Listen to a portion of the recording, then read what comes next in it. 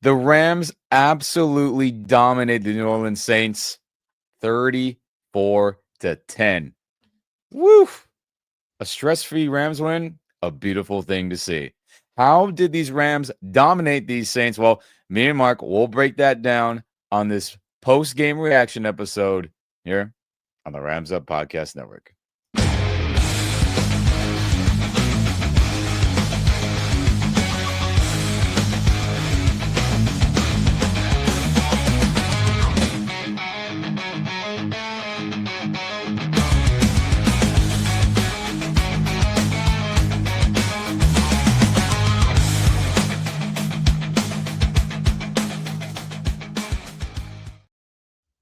What's going on, everyone? Rams fans, no matter where you are on planet Earth, welcome back to the Rams Up Podcast Network. I'm Ian. That's Mark. If you're on YouTube, subscribe to the channel, turn on that notification bell so you don't miss any video or audio through this whole 2025 campaign. And like this video, all that stuff helps the algorithm out for other Rams fans to see our content on YouTube. And if you're audio only or podcast only, hey, give us a 5-star if you're enjoying what you're listening to. Likes, share it with your friends. I mean, any of those options, guys, me and Mark, we very much appreciate it. But a home win where you don't have to sweat it, Mark, a beautiful thing. Rams win 34-10 versus those damn Saints, who seems like many matchups in a row, whether the Rams have been better or the Saints have been better. These games have been close and stressful, but today was not that day. I mean, how you feeling after this, dude? Well, I was telling you before we recorded, I was actually bored for a little bit there, I think it's part of it is that Dodger game. It was so crazy and so stressful and so much fun, and maybe we needed this. Maybe we needed a nice, relaxing win. I'm going to make a confession here. I think I almost fell asleep in the fourth quarter. That's how relaxing it was, yeah, get the 6-2, that's what it's all about, right? Yeah, it's funny. I totally when you said that to me, I was like, oh my God, I guess I feel the same way. Shout out to any of you guys who are Rams/Dodger fans. I think the anxiety, the sports anxiety, I should say, and the chaos of that World Series game 1, 2, 3, 4, 5, and game 6 and game 7 was so crazy and just absolutely taxed me. Probably gave me some more gray hairs that'll pop up as we record more throughout the season. It's hilarious that you said that. And I'm like, you know what? At this point, I'm just relieved, almost semi-bored just because I was so taxed. And thank you, Rams, for making this a stress-free free game on this Sunday afternoon. As people that were there said it was a good home field advantage. Many Rams fans. There were still plenty of Saints fans, of course. But you know what I was told by some friends who were out there, about roughly what an 80-20, 80% Rams, 20% Saints. That's what we like to hear. That's what I like, to reflect on and think about home field advantage for these Rams. As everyone teases us about that, which is lame, but I get it. There's some games where it's not great. I've been to those. It is what it is as of right now.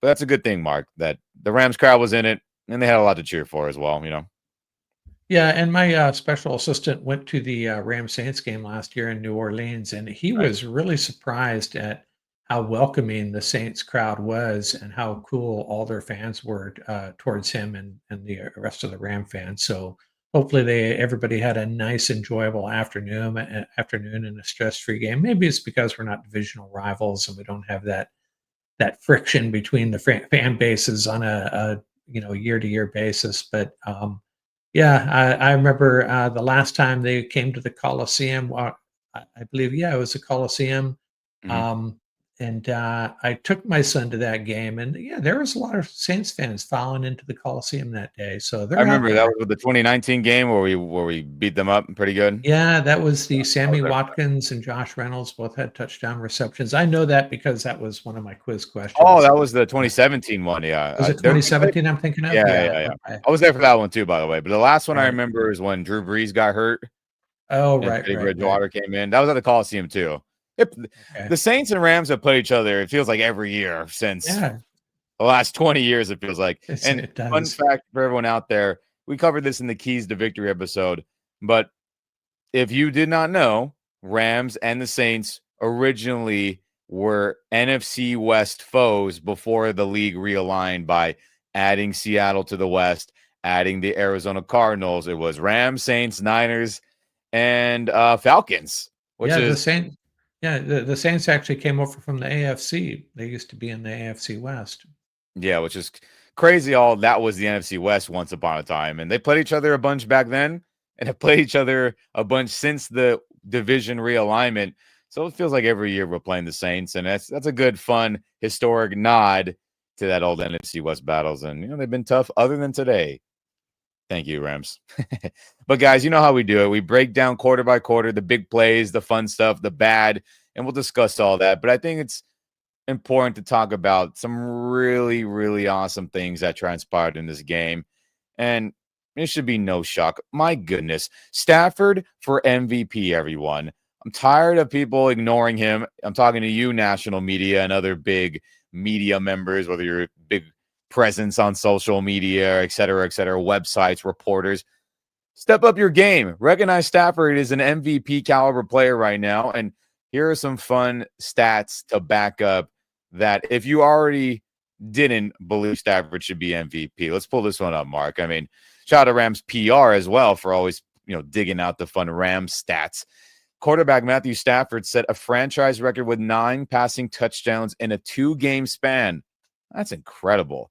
And if you didn't think that was incredible, how about this one from Next Gen Stats, which is NFL owned, and they have a lot of good analytical stuff. Matthew Stafford threw 4 touchdowns against the Blitz in Week 9 after throwing 5 in his last game versus the Jaguars. His Blitz 9 touchdowns total over that 2-game span are 3 more than any other player in a 2-game span since 2016 when Next Gen Stats really started following players' performances. Crazy. Stafford has thrown 16 touchdowns and 0 interceptions against the Blitz this season. That is elite and Hall of Fame worthy. Oh, how about one more for you, everyone?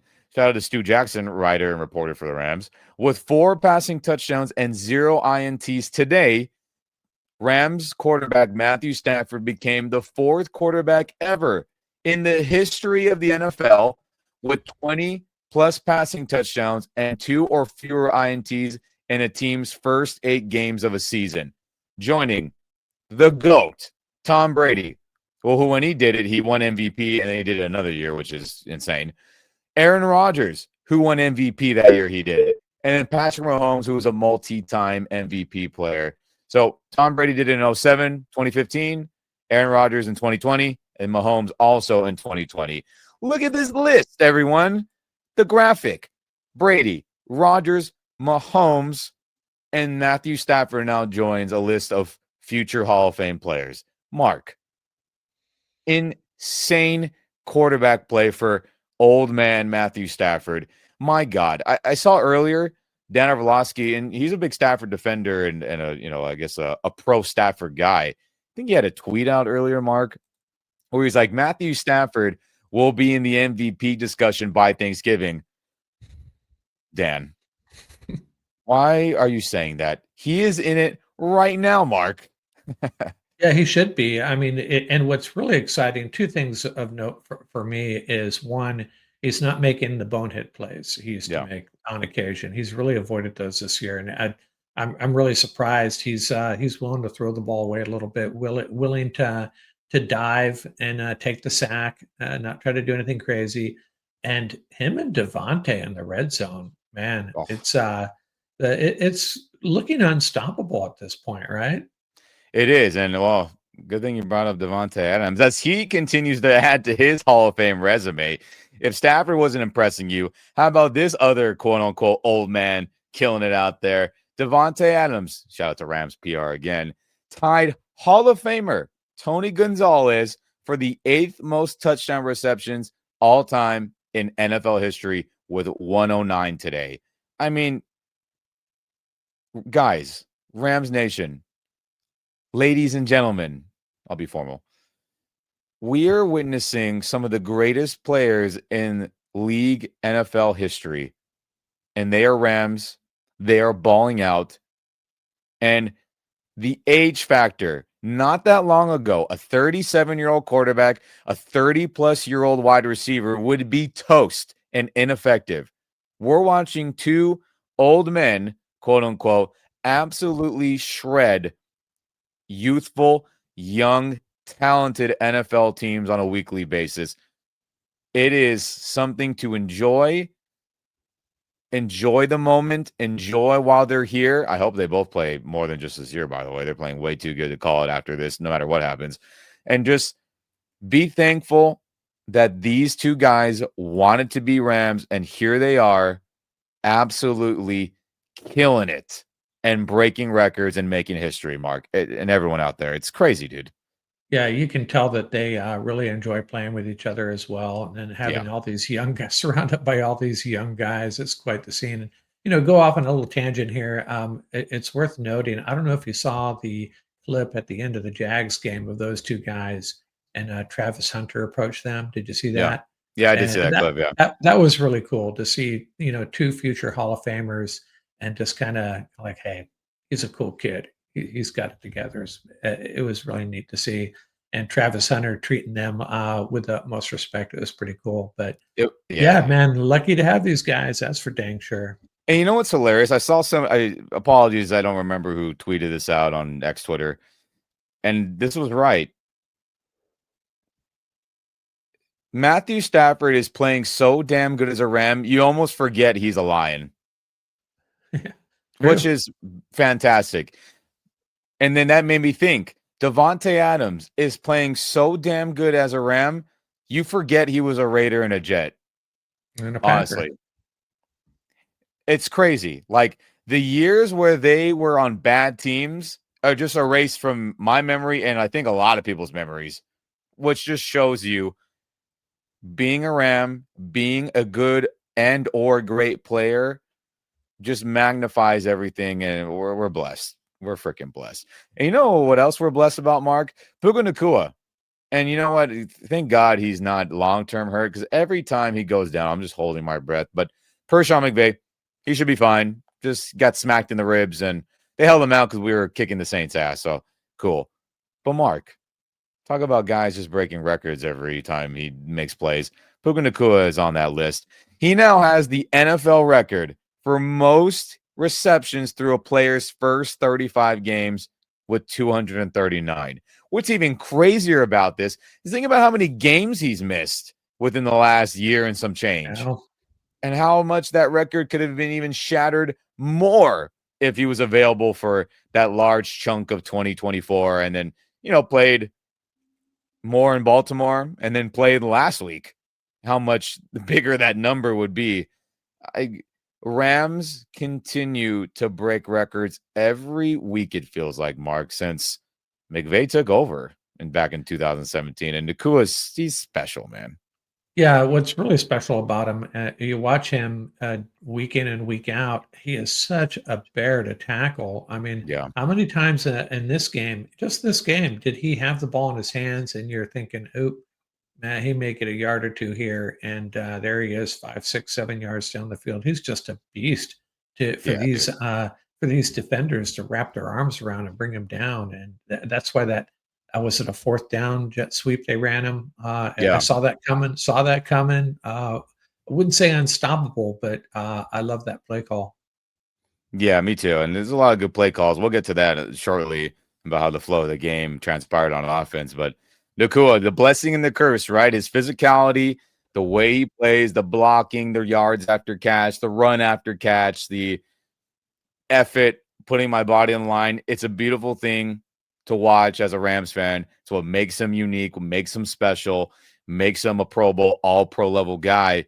But, the yin and yang of that is he's going to get smacked around, and he's been hurt, almost hurt, had issues even since college. That's just the way he plays. So we just got to hope that his body will hang on for the rest of this 2025 campaign, because if he's unavailable for any playoff game, I mean, our Super Bowl chances dip significantly. But every time he plays, he's breaking records, everyone. And just like Matthew and Devontae, enjoy prime Puka Nacua before he breaks the bank at wide receiver very, very soon.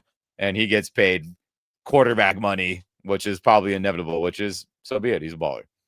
And you know what else is pretty crazy too, Mark, is Kyron Williams making history, right? People like to crap on him. We've had our discussions about him and our worries and my worries and the fan base's worries, which is true with the fumbling. But he's a good player. He's a good running back, blocks well, runs well, maybe doesn't have the home run hitting ability.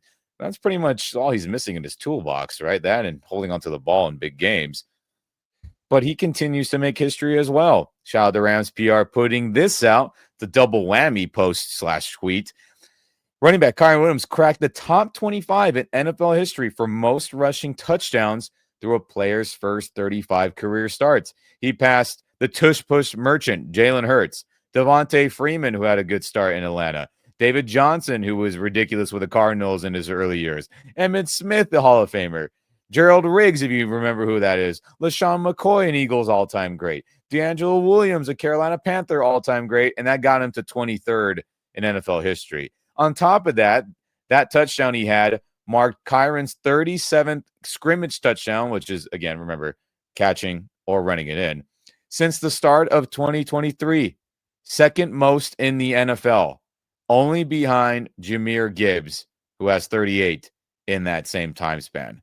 So for everyone out there who continues to think Kyron Williams just isn't a good football player, again, we have our issues with things that pop up with him. We don't hide from that. But you cannot say Kyron Williams objectively isn't a good football player. And when you're doing crazy things like, passing up Hall of Fame guys and other guys who are all-time greats for their teams, and then also has as many touchdowns as Jahmyr Gibbs, who has superstar Hall of Fame-esque talent, Kyron is everything you could ask for. We just hope that he can hold on to the football and maybe score a longer touchdown every once in a while, right, Mark? But dude's great. He's a fantastic Ram. Yeah, he had a really good day. I thought he got extra yards on virtually all of his carries, and I think Blake Corum had a good game too. I think they're really feeding off of each other. I think getting Corum more snaps. I think he had I don't know how many. I think he had like 13 carries in this game, if I'm not mistaken. So Yeah. he's taking the load off Kyron, and it's keeping them both fresh. And he seemed like he had a little extra spring in his step in this game. Maybe it's the bye week too. But Yeah. yeah, he's we're in pretty good shape at the running back position for sure. Yeah, it definitely feels that way. Shout out to Blake Corum. We'll get to him very, very shortly. And then last one, everyone, for fun. And I think everyone knows this, but I mean, Nate Landman, why is he not in Defensive Player of the Year conversation? Truthfully, Rams PR says Nate Landman recorded his 8th forced fumble since 2023, tied for the 3rd most in the NFL in that span. And a large portion of that, 3-year grouping that we're in right now. I mean, he didn't start a lot of games. He had missed games with injury and et cetera. Imagine if he was playing every game, he would be number one by far. And that peanut punch, that ability to literally punch out a football on ball carries is so unique. And what a special superpower that is. And again, real quick, everyone, peanut punch comes from Peanut Pat Tillman, who was, I mean, she's the wheeze, dude. The guy was a famous, not Pat Tillman, excuse me. RIP to Pat Tillman. Who am I blanking on, Mark, on his name right now? Yeah, I forget he was a Raven, right? I'm not sure who it was to begin with, to be honest Charles with you. Tillman. Jesus. Yeah. Charles Tillman. Sorry, everyone. I was like, not Pat. RIP to you, Pat Tillman. You made some good plays in the NFL. Charles Tillman, excuse me, who was with the Chicago Bears for a long time. He got the Bears, that's nickname right. Peanut because he was a smaller baby, a smaller child compared to everybody else, and his nickname was Peanut growing up because Peanut's small and kind of bundled up. And then as he played football, his superpower was always punching out the football, so he got the nickname, or he created, and players, his teammates all said, that's the Peanut Punch, man. Always socking that football out of ball carrier's hands. And that's when Lemon has. He has the peanut punch superpower, just like Charles Tillman. And every week I'm expecting it now, Mark. I mean, it's beautiful. Yeah, I didn't know the backstory with Charles Tillman until, Yeah. Landman started pulling this off himself. And Yeah, they showed the replay of that, and I was like, "Why isn't this more common?" Why is it just Nate Landman that's doing this, you know? Yeah. It's crazy. It's a gamble though, right? I mean, it's a gamble because like you're giving up the ability to be full force, wrap up, make a big hit, and you're giving that up to say, all right, we're going for a turnover. And I wonder how strong Nate Landman's shoulder and triceps are for him to just constantly just not even like he's like loading up like a fight. It's just like condensed, almost like he's gonna make a tackle, and then he changes his mind and just starts just jabbing and he gets it out. It's crazy, dude. Yeah, I think in many cases, he's the secondary tackler, right? Where he comes in and, the Yeah, player like is on some the of way those down moments and for sure. Yeah. yeah. I mean, it's fantastic. Nate Landman, why is he not in defensive player of the year combo for all those turnovers he's created? Don't wait till Thanksgiving, everyone, like Dan says with Stafford. Start talking about Nate Landman as well. Right?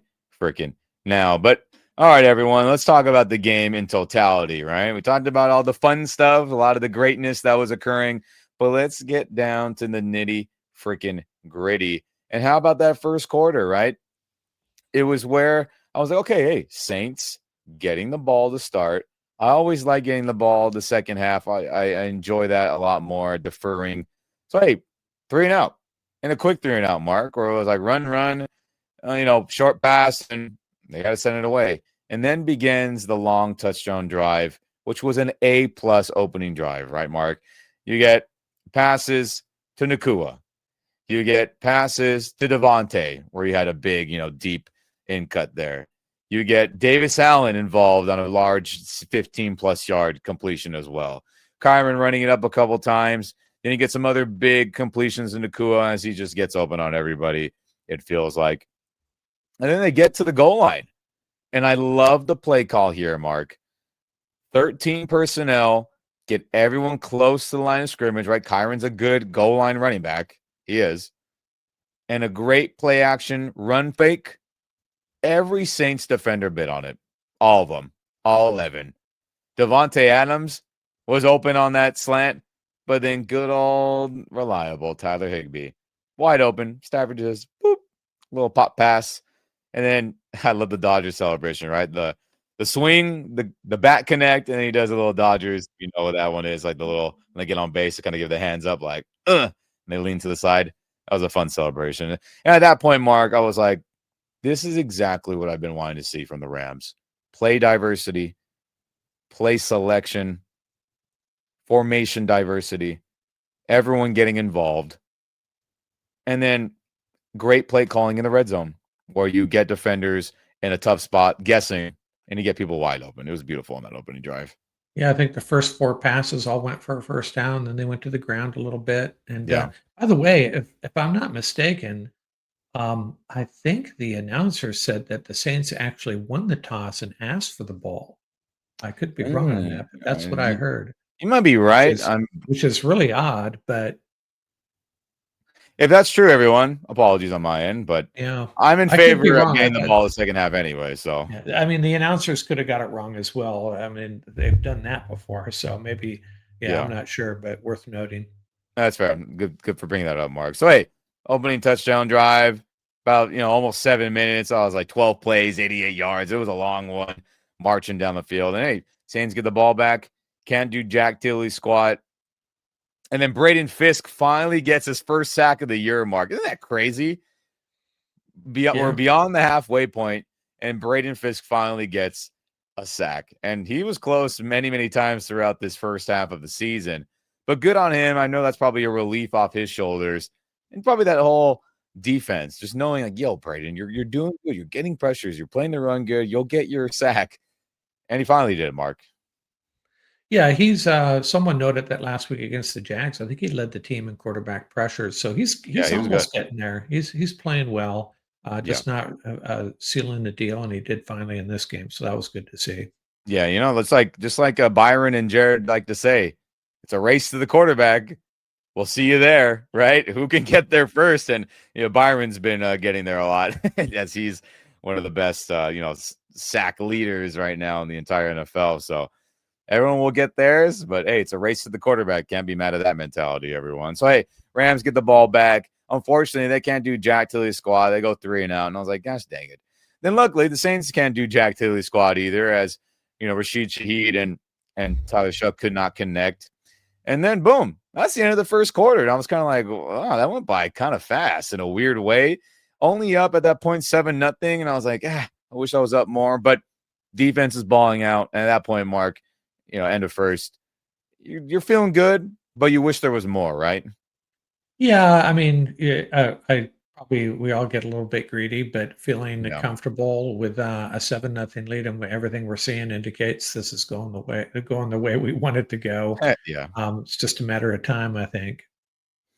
That's true. So, hey, we jump to the second quarter now, everyone. And this is where things start cooking up a little bit better here. As the Rams get the ball, and then they start producing yet again on offense. They have a good run with Kyron on first down. And then on that, I want to call it, I have to look at the film again. People do it in different variations. Everyone out there, it's almost like a power toss where it's a quick toss. It's not a large wide toss where the ball's really floating out wide. It's a quick toss where Kyron or any running back is taking maybe like two, maybe 2.5, 3 steps, and they get a quick toss, and then they're reading it kind of in between the tackles. It's not necessarily meant to go wide to the outside. Kyron took the O-line just got absolutely smoked on that play, and he loses about 5 yards, if you remember that play, everyone. And I was like, dang it, man. That was such Yeah, a we're good very run. fortunate he did. Fortunate he didn't turn that ball over. That was a pretty Yeah, I good mean, that's the call. worry, man. That's the thing. Yeah, When you get smacked that fast after getting a handoff, like, kind of happened with the Colts or other times, or even Blake Corum, you see, like against the Niners, someone's in your face close by, and you kind of take your eyes off the ball real quick, and then Blake fumbled it, like Kyron fumbled it against the Colts when he got smacked immediately. That's a tough situation. So, good point there. Glad that didn't happen.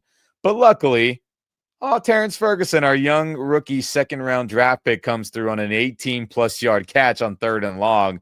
And I was like, oh, finally, let's get this freaking guy going, Mark.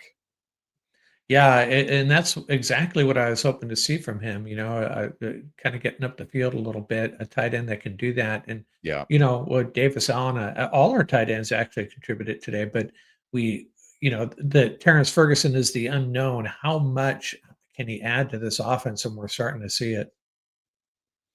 Yeah, and that was a great thing to see as, he's rocking the Jordan cleats, which they look good, the blue and white ones, or blue and black. I think blue and white.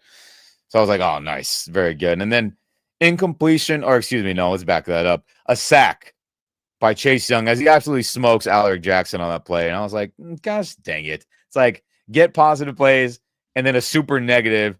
And I was like, I hope this is not how this is going to go. And look, Alaric Jackson's been one hell of a football player for us at left tackle. Consistently been good. Linemen don't get much love unless you're absolutely erasing dudes and Hall of Fame guys. But he got beat on that play, Mark, and we lose 8 yards, and we're in a second and gazillion, it feels like. And I was like, no, dang it. So the positive again, right? It's a negative and then a positive. So Matthew Stafford guns it right to Puka Nacua, gets about 15 yards of that back. So then we end up in a 3rd and short, and I was like, oh, we're in a good spot. Unfortunately, it was an incomplete on that 3rd down. We go for it on 4th, but thank God Kool-Aid McKinstry, and you had a defensive pass interference, which gave us a free set of downs. And I was like, woo, thanks for bailing us out there, Saints. Yeah, I thought that was a lame call in my opinion. It was Yeah. pretty ticky tack. If that had gone against us, I would have been pretty upset. But Yeah. yeah, we were very fortunate to get that call, in my opinion. Yeah, we got pretty damn lucky, didn't we? And then, hey, we start chucking away or churning away, whatever term you like. Williams has a nice run, another short pass to Tyler Higbee. As at that point, Mark, when Tyler made that sideline catch, I was like, is he bringing some extra juice because he knows Ferguson's on his heels for more playing time and Yeah. pass targets? Kind of feels that way a little bit, right? I'm not mad about it. It just kind of feels that way, right? It's just like, Higbee's got a little more juice today. Yeah, he did, come to think of it. It didn't cross my mind at that point, but, I would think Tyler knows his career is winding down, you would think, but, Yeah. I can't read his mind. But yeah, there's probably something there. Yeah, it's I'm happy to see him be productive and be healthy, and then he catches another pass, 8 yards on the very next play. Kyron, slams it forward to get into the 1st and goal situation. And then luckily, a penalty on Taylor, defensive holding on that first and goal situation, which then sets up the Stafford Devontae connection that has just been absolutely chef's kiss these last Wow. couple weeks. An easy shimmy shake slant where, I mean, who can defend that if Devontae's got that shimmy shake? And it was an easy pitch and catch on that goal line Yeah. slant mark for a touchdown. Yeah, it was, and, I think you kinda see it coming. They had him one-on-one in the red zone a few times, and it's like, Yeah. maybe they got no choice. I don't know what's going on, but we'll take that all day long. Yeah, we'll take that all freaking day long as you just make it look so easy. Two Hall of Fame guys just pitch and catch, making it look easy as that is not easy to do. So hey, Saints get the ball back. And that's when Taysom Hill had like that 30+ yard run. I was like, what Right, is right. happening right now? I was like, bring that guy down. Respect to Taysom Hill. He's a do it all mega gadget, Swiss Army knife player. I've always respected him. I always thought what he does, quarterback, running, throwing on occasion, catching, dude's a ball. At that point, I was like, are we going to let Taysom Hill single handedly get this drive going? But luckily, Rams were holding up. But on a third and what was that, 10, 3rd and 9, Shuck throws that kind of deep slant, almost look like an in route to Brandon Cooks, where it seemed like Emmanuel Forbes or was it Kobe Durant? Excuse me, Kobe my memory. Durant, right, it's Kobe, Kobe right? Durant. Where I was like, oh, he's going to intercept it. And then just missed it. And then they got a completion. And Quinn Lake had to make the tackle and he got a first down. I was like, gosh, dang it. I was hoping for some pick. Look, that was pick six city right there, in my opinion, man. Yeah, yeah, it looked like it might have been. But so be it. The drive continues. They start churning away with some runs. Nate Landman on that 3rd and short absolutely blows up Neal. Remember that one? Just like right in the hole, just Yeah. levels him to keep him short. And I was like, "Woo, welcome back, Omar Spates." Then, hey, there's a penalty, right, on Banks. False start, backs them up, and then they get a field goal. But at that point, hey, we're up 13-3 in that second quarter. Feeling pretty solid, right? Yeah, yeah, except for, you kinda glossed over one thing that we need to talk about at some Oh, point, please. Yeah, I'm sorry. the missed extra point, but Oh, the, minutia I was perhaps, but I'm saving our thoughts on that till a little bit later. I mean, you're not you're not wrong, but I think all this energy we're both probably going to explode on. I'll save that until yeah, a little bit later. alright. We're very coming up. Don't worry, everyone. We're talking about these kicking issues soon. So okay, 13-3. Miss PAT. Rams get the ball back, and the explosion, right? A quick pass to Xavier Smith. Good to see him get involved. And I know they had missed earlier in the game on that deep, really deep drag crossing round. I was like, ooh, that would have been cool for them to connect. So they get a little 5-yard completion there. And Blake Corum, the explosion. We see him go for 20+ yards on a run on that 2nd and 5 situation. That was good to see, Mark and everyone. And then the very next play on 1st and 10, one-on-one, Puka Nacua, Matthew Stafford just throws an absolute laser beam. What was that, 40-yard touchdown pass, Mark? And I didn't 39 think he yards, got in yep, bounds at first. And then the yeah. replay, I was like, geez, the freaking wheeze, man. These guys are Nakua is such a baller. And the crazy thing about that play, too, Mark, is Matthew Stafford didn't even step into that throw, if my memory serves me correctly. It was almost like, oh, pressure's getting here. And it was just all arm talent, which is insane. It's absolutely insane. Usually quarterbacks like, all right, let me get a good stance. Let me get my good balance in my base before I throw the football so I can get my body into it and be accurate and be on target and on point. Stafford's arm talent is just so insane. To me, on the broadcast, I'll rewatch the film. It was just like, oh, he's there. Zing, just all arm. And it was a laser beam for 40 yards. Incredible. Yeah, and that's a 3-play, 65-yard drive. That's the explosiveness that we need to see, and we're starting to see it a little bit, Corum with a 21-yard run there. So yeah, it's, that's what maybe has been missing a little bit, starting to see it though, big plays downfield. Yeah, and it's wow, chef's kiss. So Saints get the ball back. They can't do Jack Tilly's squat. Luckily, Kamara and Shuck cannot connect, and we get the ball back. And I'm thinking, okay, let's just keep pedal to the metal. Let's run up this damn score. I want a 50 burger. That's what I was thinking at that point, Mark, when we're at 20. I was like, we can get 50 points. I need to see it. I want to see it. So we get the ball. We're chucking away on the ground. I think McVay was like, let's go 4-minute style. Let's eat some clock up. If we get a field goal, great. If we can get a touchdown, if things are going well, double great. That's the thing. So, hey, you see Kyron Williams have a nice run here, another 8 yards here, another 4 or 5 yards here. And then Terrence Ferguson again on another 30-plus yard completion where he caught that kind of on the left sideline running like that deep stop, curl, comeback route, whatever name you like. And I was like, yeah, give me more of Terrence Ferguson. And that's a superpower, Mark. Every player has a superpower, as you know, and I'm sure you know, Rams Nation. But getting Ferguson involved in the passing game is what needs to happen on a weekly basis. And that's 2 plays, 2 targets where he's catching things for 30-plus yards. I mean, hell yeah.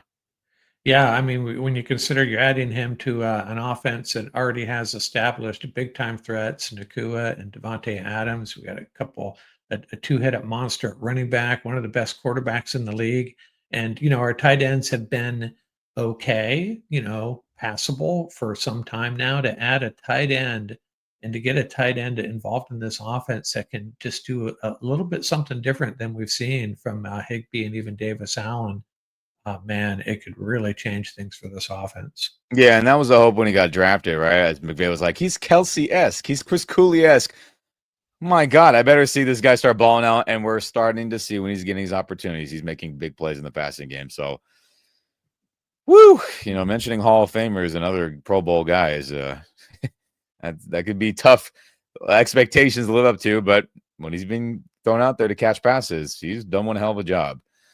So, hey, we start chucking away a little bit more, right? 2-minute warning at that point. Another completion to Xavier Smith, about 7-8 yards. And I was like, oh, that's good. And then we get a 15-yard penalty on Davis Allen. A face mask. I was like, no. That sucked. Right, Mark? That's the type of play where in this game, not a big deal, but in a big game, that could be a game killer, because you're basically you're about to walk in for a touchdown, whether it's him or on the next play. He's inside the 5. He's going to be inside the 5. And he just, it was pretty obvious. And the next thing you know, we're trying a field goal. I'll let you speak to that, but erased 7 points. Not a sure thing, but we probably were going to score there, except for that penalty. Yeah, I mean, touchdown nullified by the penalty. I mean, that's what Yeah, happened. Bummer. yeah. I mean, if he hadn't have used the face mask, if he hadn't have stiff armed and just been tackled inside the 5, Yeah, we probably still would have scored, right? I believe so as well. So, I mean, all right, 2nd and long. Okay, let's see what happens, right? Incomplete. You know, Stafford's getting pressure, so he kind of just threw it to the sideline out of harm's way. It looked like a Saints defender was trying to toe tap it to kind of get the pick. I was like, uh-oh. But luckily it was too far out. And then, Yeah, you don't need to press the offense here. You just go to your kicker and put another 3 points on the board, right? yeah, if only things would be so damn simple, everyone. As Joshua Cardi shanks a 39-yard field goal, and it wasn't even close. Okay. To your tease a little bit earlier, Mark, as I avoided the missed PAT because I was going to get too fiery about this, and here we go. Rams will not win a Super Bowl with Joshua Cardi as their kicker. I said it. Why do I say that? I think his confidence and everything is shot about his game right now. Whether it's because the dirty kickoffs, the way that kick has to be executed to get an advantage in the kickoff game, as Pat McAfee alluded to. Is that the case? Maybe. Is it because the offensive line on PAT/field goal attempts have had a lot of terrible blocking errors, and that is messing with his confidence? Maybe. Or is it that he's compensating for all those things and he's trying to wiggle his way around it? Maybe. But what I think is the most killer out of all that, Mark, Rams Nation, is that before we came on today together, I made sure to look around the entire NFL like a maniac right now and see how long does it take for a place kicker on PAT or field goal once the ball is snapped for him to wind up and kick the football, literally. Joshua Carty, and I did not think of this or pay attention to this until I really thought about it and started watching other kickers. He takes an enormous amount of time after the ball is snapped. Holder is holding it. It takes like an extra half a second for him to start stepping forward to kick that damn football. And that's a problem. No matter if the rush is getting there, no matter if the squib, dirty kickoff stuff is affecting him. If he was kicking the ball faster, I don't think a lot of these issues would be so prevalent, at least with him by himself. But I think the combination of those first factors, blocking, the mentality, the squib, dirty kicks, in tandem with him taking way too damn long after the ball is there with the holder, leads to disastrous stuff we saw today and that we have seen in that first half of the season. It is a serious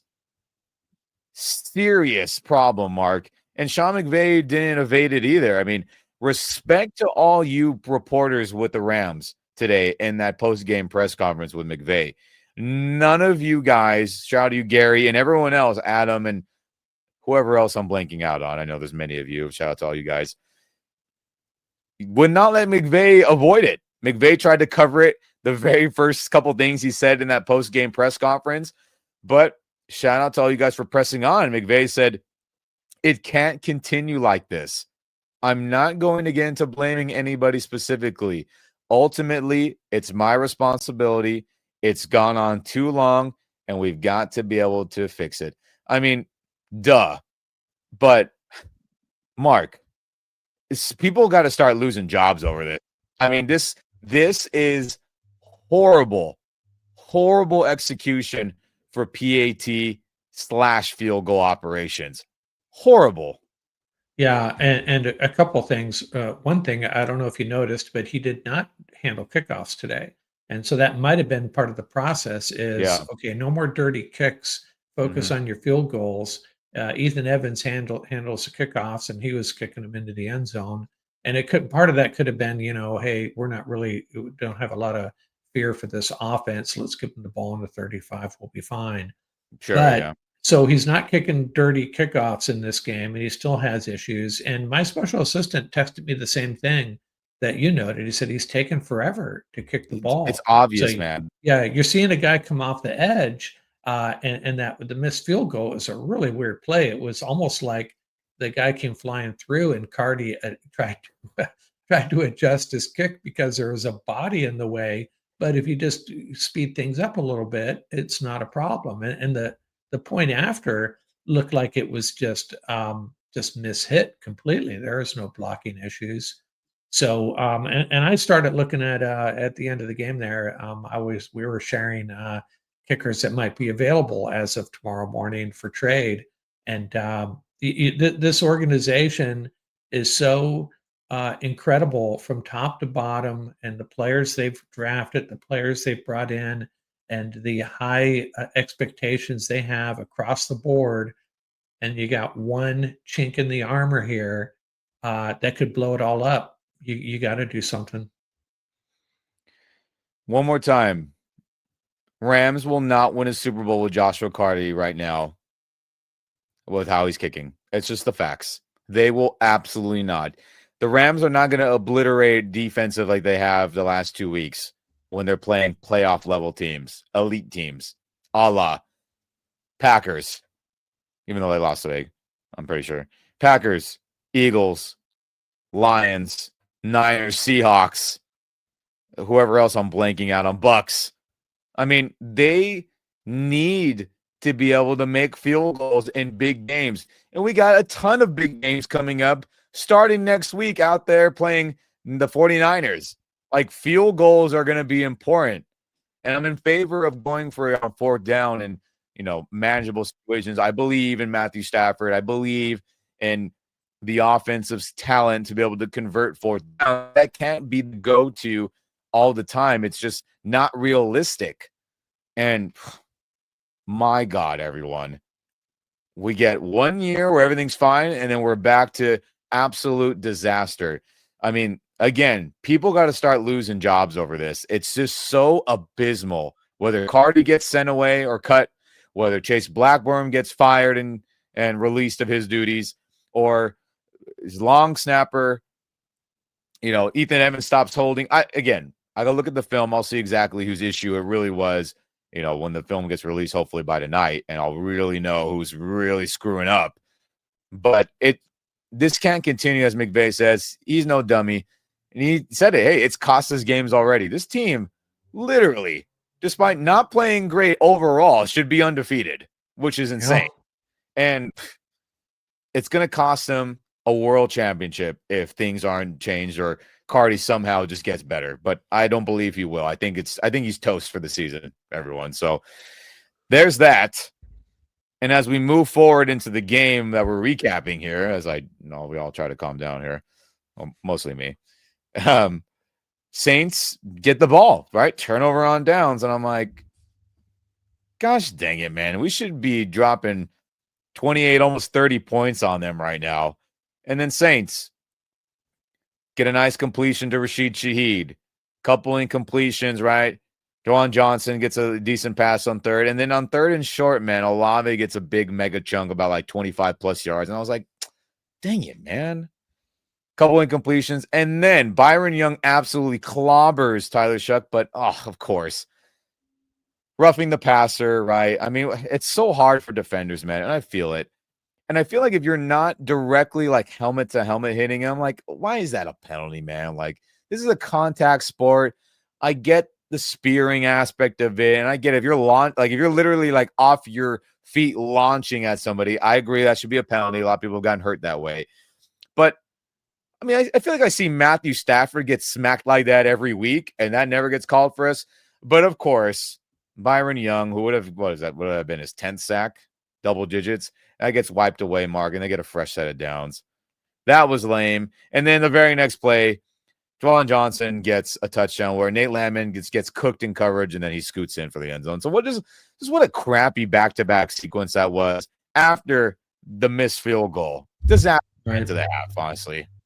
Yeah, and that's why, down the road, that's really gonna cost us. In this Yeah. game, it turned out to not be a big deal, but it was a crappy way to end the half, that's for sure. You feel like you've totally dominated, and you got a 10-point lead, but, a 10-point lead is a little worrisome still in the NFL, 10-point lead at halftime. Yeah, and again, momentum's a real thing. Momentum. You hear that all the time. You'll hear it from us. I'm sure you've heard it elsewhere, other media outlets for NFL sports or just sports in general. The confidence that gets infused into a group after your opponent makes a mistake is like, how can we make them pay?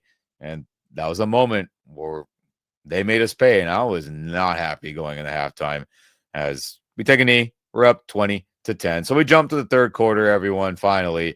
Rams open up with the ball, right? That's why I'm in favor of starting on defense, and then second half you can get the ball after. You talk over adjustments. Doesn't have to be major adjustments or any minute things that quarterback and receiver, tight ends, pass catchers are discussing, which Matthew's really good at, relaying info to those guys to get, find avenues to get open.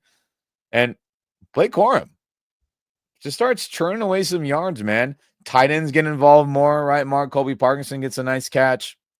Blake Corum on a third and short converts. Blake Corum again here and there. And then unfortunately, I mean, geez Louise. I was like, did Matthew Stafford really fumble on that? I wasn't sure. I wasn't positive. I wasn't feeling good. But luckily, that challenge by Kellen Moore did not go his way. And he was down by contact. But at that point, Mark, I was like, is this really happening right now? Are we really blowing it to begin this half? But that wasn't the case. Yeah. Yeah, and you're gonna talk about a play here in a second right after that, that I thought was one of the key plays of the game. 3rd and 12, we don't quite have the momentum back quite yet, but we don't wanna punt here. And go ahead, what happened? I mean, speaking of Matthew Stafford, elite Hall of Fame MVP resume, speaking of Devontae Adams, Hall of Fame resume. I mean, this pass was so filthy. Third and long, right? Third and 12, third and 13 Right. there. Matthew Stafford has another career highlight no looker. Looking to his right, hard right, no looks the linebackers and the safeties, so they start flowing to the right, and which allows Devontae Adams in a deep zone coverage to be able to scoot on into that open area on that deep in dig route, or maybe it was a skinny post or a post. I'll look back at the film exactly. I don't remember. And just throws an absolute laser no look on target, on money, and gets what, 30 yards on that mark? I mean, what an impactful play that was. For everyone out there, if you're not too sure what plays I'm going to do for the film breakdown, you can bet your behinds this is going to be one of them. Yeah, that was the play. Well, actually, the end of this drive was where I felt like, okay, we're good. We're okay now. Depending, regardless of what happened at the end of the first half, that this is we're going to pack this win away here pretty quick. Yeah. That was a big play.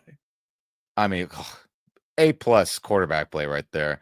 And there you go, Blake Corum running good, 4 yard, 5 yards here, a nice 10 yard run chunk. And I was like, all right, I respect and enjoy Sean McVay letting the hot hand go, right? It's so easy to be like, all right, Blake, you had some good runs. Let's get Kyron back in there. No, they let Blake Corum go, and he was producing on that drive, Mark. Yeah, it was. He had that one play. I don't know if it was this drive where he reversed his field, and I was like, no, don't do that.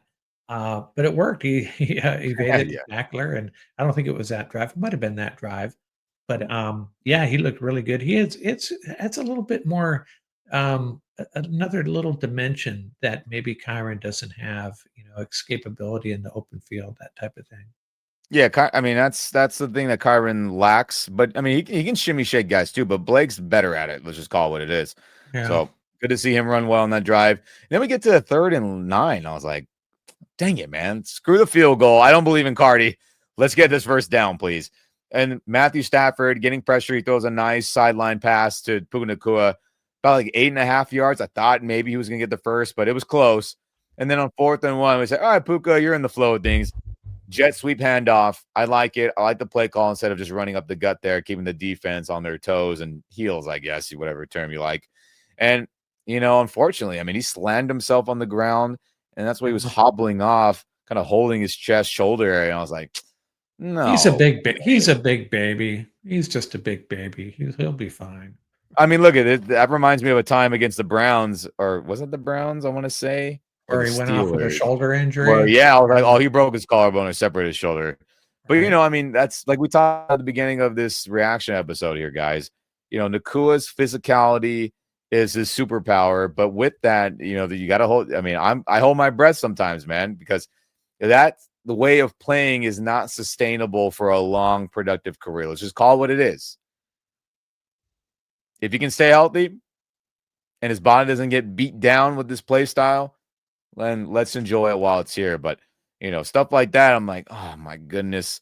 But luckily, on the very next play, once upon a time, there was a quarterback named Stafford who threw a touchdown in the end zone to a wide receiver named Devontae Adams. Where have you heard that fairy tale before? Oh, wait, it's not a fairy tale. It's Rams reality. Another shimmy shake on a 50-50 ball. But I mean, the corner is just so worried about Devontae there, Mark. Like he's not even like reading, reacting like he probably would be with any other player. And that just allows Stafford to be like, all right, I'm going to throw it right there. Devontae's just going to catch it. And it's going to look easy peasy, lemon squeezy, like every red zone touchdown has looked for them. Fantastic. Yeah, he seems to have a height advantage on these cornerbacks. Yeah. It's pretty apparent. It's just a big advantage. I don't know. I don't know what teams are going to do to start defending that. I think early on, Stafford and Devontae were having trouble on those hookups. But whatever it is, they've got it figured out now. They definitely do. Yeah, I mean, at that point, everyone, that was like a 10-minute drive. I mean, 16 plays. There was a lot that went on. And I mean, talking about opening drives, what a beautiful, beautiful opening drive to that second half. And, Nakua getting hurt and having his word for quite some time wasn't great. But hey, Saints get the ball back. Couple plays, right? Juwan Johnson gets a nice completion. I'm like, can we stop them, please? Let's not get them in the flow of things. And then luckily, like we talked about earlier, that damn peanut punch from Nate Landman comes through and he's, smacks that thing out of Alvin Kamara's hands. And the Cameron Kitchens, gets the recovery there. And the peanut punch, man. I mean, Nate Landman needs to be in defensive player of the year conversations. Will he win it? Probably not. A lot of Rams haters out there for any awards, it feels like, unless they're doing insane things. But he has to be in discussion. If he continues this pace of causing turnovers, not like he's making guys fumble and the team recovers it or recovers it. If he's causing turnovers and it's positively affecting Rams, I mean, how could you not put him in defensive players? You're causing turnovers. How's that any different than a strip sack or an interception or a pick six? Like, these are massive game-changing turnovers, and Nate Landman does it again, Mark. Crazy.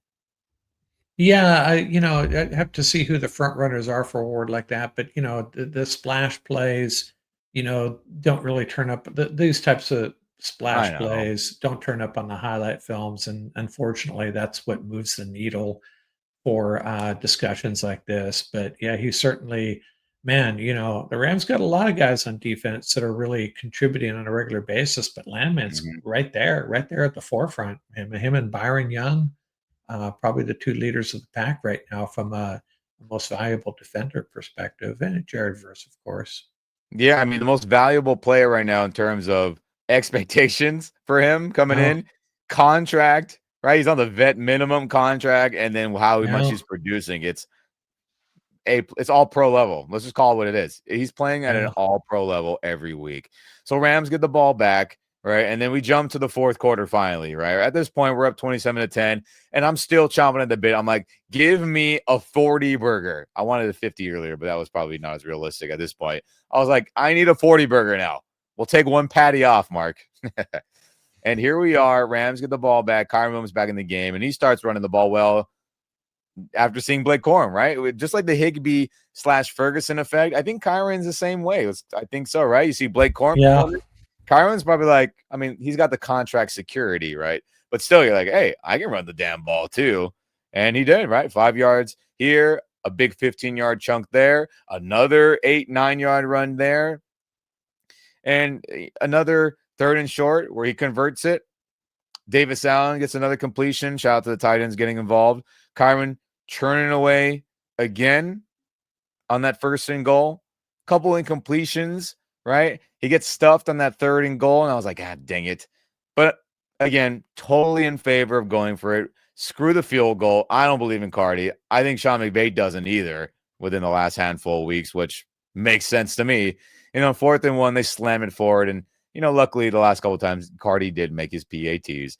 But, in that situation, Mark, going from a 4th and goal to really put the stamp of a W on this game, I'm totally in favor of that when you're at the 1. Oh yeah, absolutely. It's kind of pointless unless you're trying to.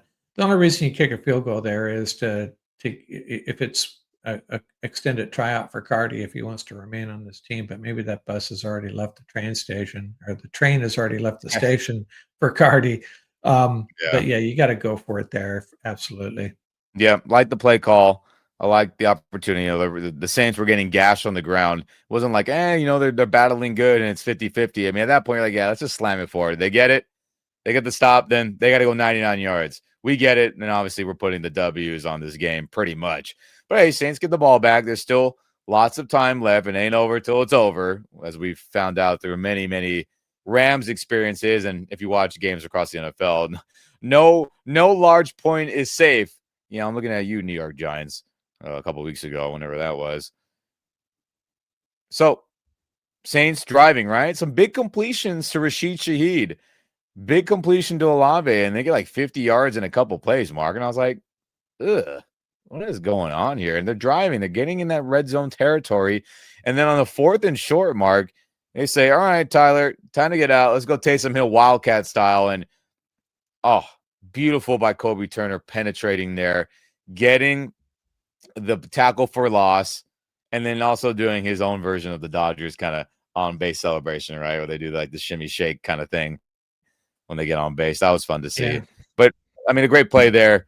And of course, the Saints have to go for it, everyone. They're down by multiple scores, but it's good to see that when you knew Taysom was going to run it, they knew, you knew it. Our guy stepped up, and Kobe Turner, who another guy doesn't have a lot of sacks, but is still balling out on the D line. Yeah, and we're, certainly padding our stats as far as, on defense, stopping, 4th down conversions. Another one Yeah. here we stopped, did pretty well against the Jags in that regard too, so that's something we struggled, with early in the year, so, nice to see us, turning that around. Yeah, so Rams say, okay, let's just run the ball. Let's see if we can convert. And unfortunately, don't, right? Blake Corum gets, smacked on what I thought was a face mask that should have been on that third down run call mark towards the end of the game there. He argued with the ref. I got to look at the replay in the all 22 to see exactly, but that would have been nice. Didn't get the call. He gets a big, loss on that. They got to punt the ball. And I'm like, dang it, man. I want that 40 burger. I need 4 patties on this W that I need served to me.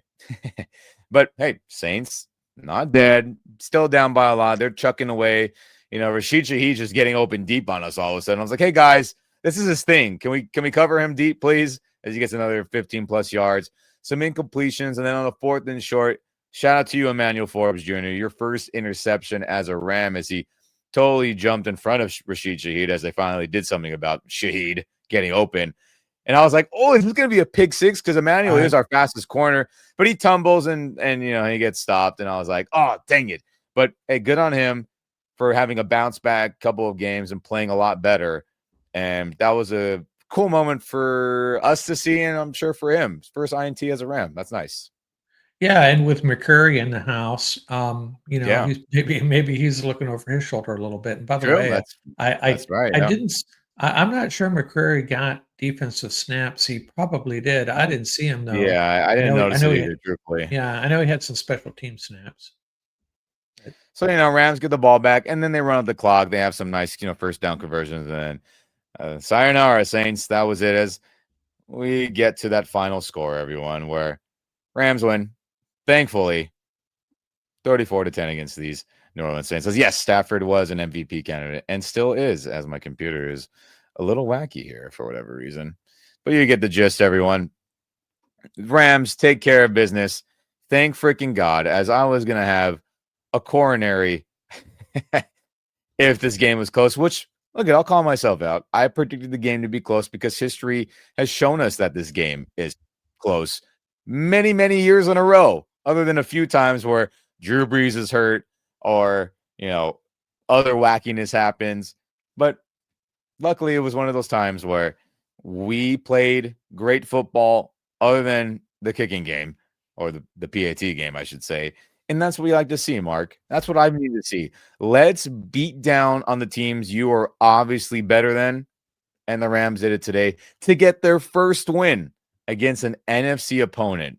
All their wins up until this point were against AFC teams. And for playoff standings, it was super important to get that NFC victory finally. yeah, and what's really interesting about this game statistically, number one, you're not going to be see a bunch of defensive stats for this game because Yeah. the Saints barely had the ball, right? And as much as successful as we were in the passing game, and as good as Stafford has planned, I was surprised. I looked at the numbers, and we had over 170 yards rushing in this game. So we just hung onto the ball, moved the ball pretty well through the ground and through the air, and our defense actually had a pretty short day, so yeah, it was just an all around great team victory, except for special teams. Yeah, I mean, special teams, you're killing me, everyone, on that unit. My God, let's get it together, please, for my sanity. As hey, that was our post game reaction. But how about some other fun stats that were going on in this game, everyone? As I guess, my computer's telling me, hey, you've been talking too long, as I'm getting a little glitchy here. So, everyone out there, if you want to go through this with us too, Mark, if you want to hop on the control here real quick for our sake. The post game reaction 34-10. And guys, I mean, the box score was beautiful, right? 7 in the Yeah, first quarter, 13 in that next one, 7, and then 7. A touchdown at least in every quarter. I mean, that's a beautiful thing, right? And another second half shutout. So Oh, we've had quite a few of those. it's elite stuff, man. Elite. And the scoring summary one more time for you. You got Tyler Higbee doing some Dodger celebrations. You got Devontae Adams cooking guys in the red zone. You got the field goal by the Saints. Nakua on a bomb. You got, Juwan Johnson. That should have never happened at the end of the half. We should have let up no touchdowns this game, but it is what it is. Devontae Adams cooking dudes for a second time in the red zone, and then Kyron Williams smashing it forward in the red zone as well. So, I mean, all those Rams, I mean, it's just a beautiful thing to see, Mark. Yeah, it's just a solid win from start to finish, aside from the couple glitches we talked about. Really, there was like 3 negative plays in this game from the Rams' perspective. I mean, that really stood out, and that was the missed PAT, the missed field goal, and that face mask down by the goal line. Other than that, pretty solid win. This team was ready to play. They weren't looking ahead to next week, big game next week. They came to SoFi and took care of business. Yeah, they absolutely did. And ignore the top part of this graphic, everyone, as we had a little error here. As That's my fault. My bad. oh, good. Technology is great till it's not. That's why technical difficulties. That's the beauty of the internet, isn't it, everyone? But hey, so be it. Saints time of possession was so minimal. I mean, look at the Rams. 43 minutes they had the ball versus the That's Saints crazy. 16. Or you can round that up to 44 minutes if you want for the Rams. Crazy.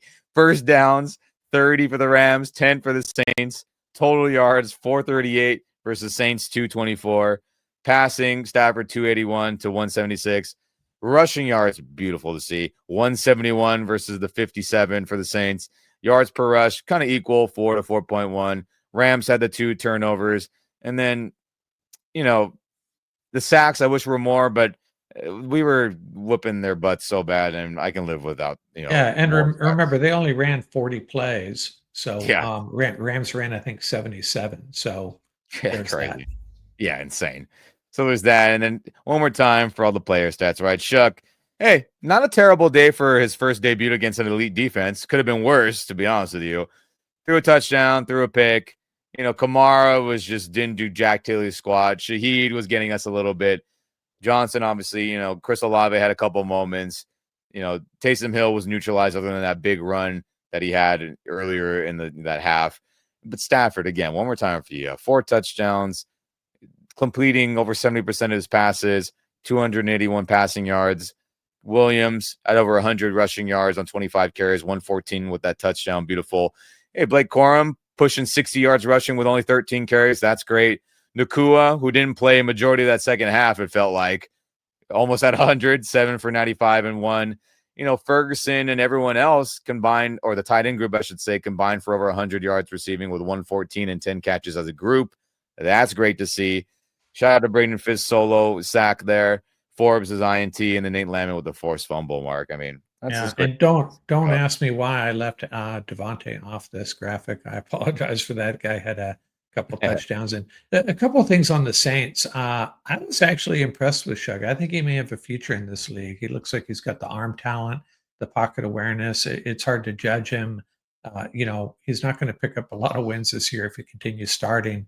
But Yeah. he's an older guy. He's 26 years old, very mature. And as far as Kamara, you know, I'm thinking maybe we're giving him too much credit at this point in his career.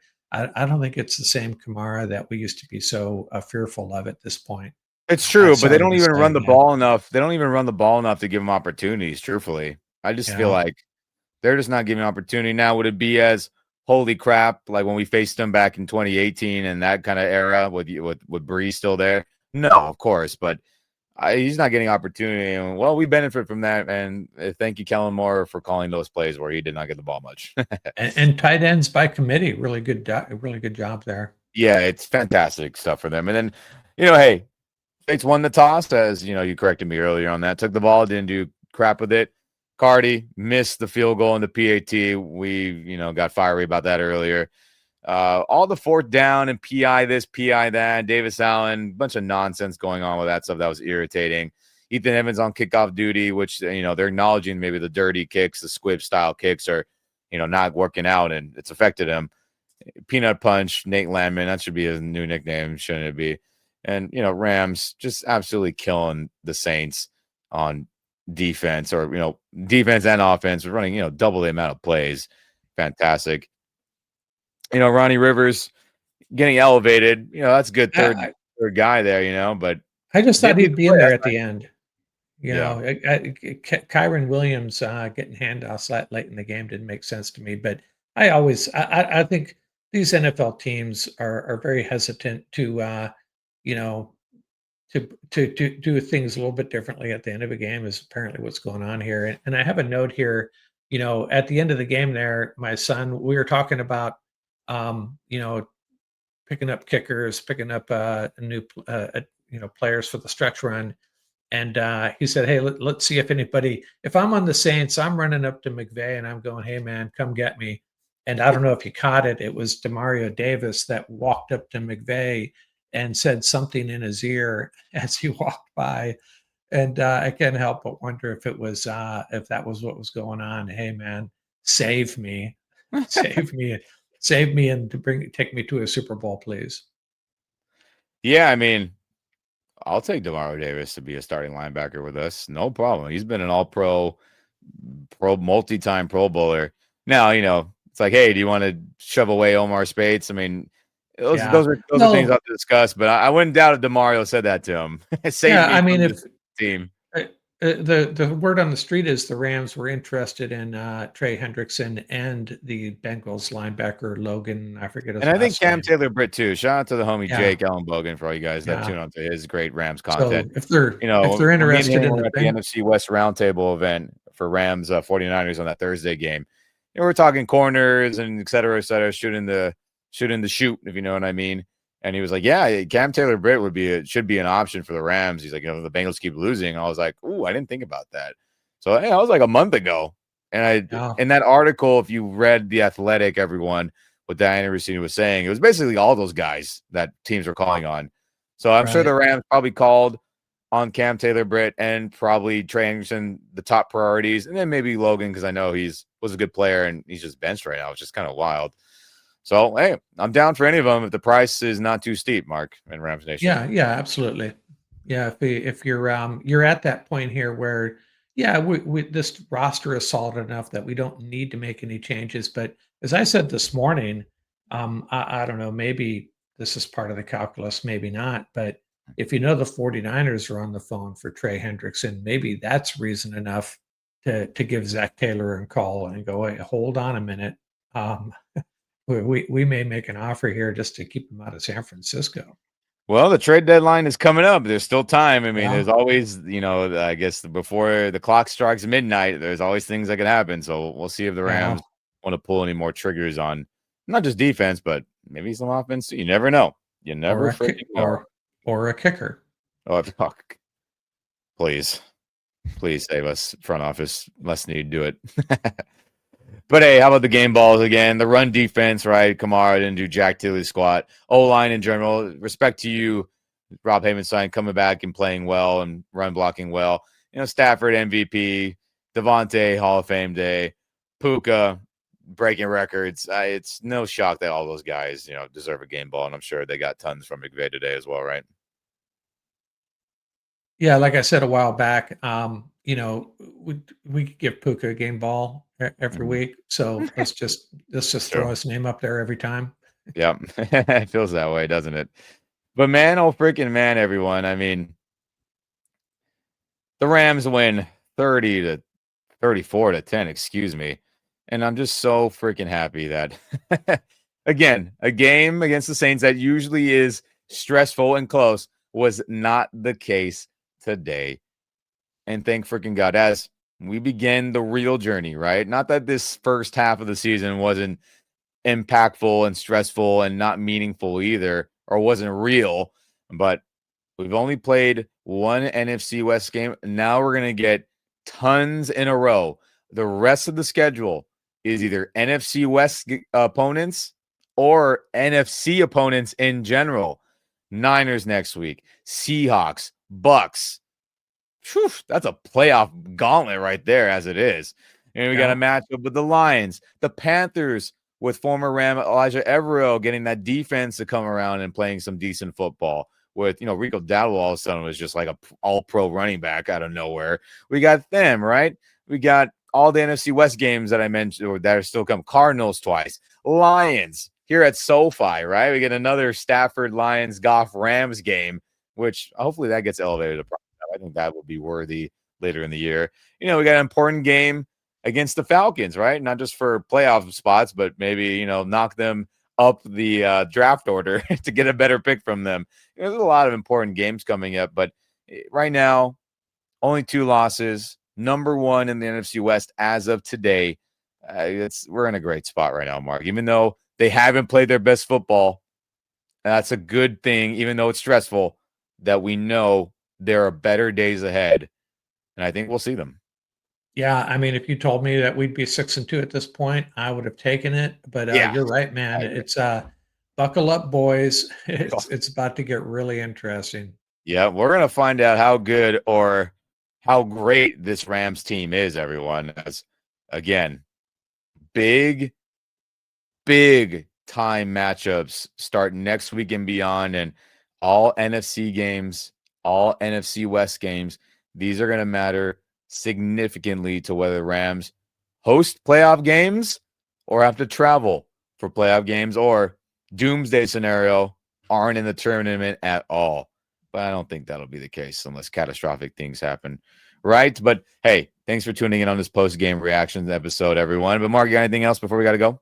No, that's about it. We'll be back in a couple days, with our, start pregame in the 49ers. Yeah. That's the next one on the table for our Rams, and, that's gonna be a big one, obviously. They gotta settle a score to settle with the 49ers. Kyren Williams and the Rams, certainly do. So, hopefully that happens. Yes, everyone. And hey, no matter where you are on planet Earth, everyone, whether you were at the game today, I'm jealous. I wish I was there. Whether you're watching at home in LA, maybe you're Rams fans out there in the greater Louisiana area, shout out to you guys. And whether you are our friends now in England, our friends in Australia, or any of our Asian friends out there in Japan/Korea, tuning into Rams football. We see some of your guys' count on our channel from the Asian countries. Respect to you guys tuning in every once in a while. But hey, rep that blue and gold, rep it proud, rep it loud, and let's go win a damn Super Bowl. It starts next week against those damn 49ers out there in Santa Clara, not San Francisco. Just had to throw that jab in there real quick. But hey, throw the horns up, everybody. Go Rams. Let's go win a damn Super Bowl.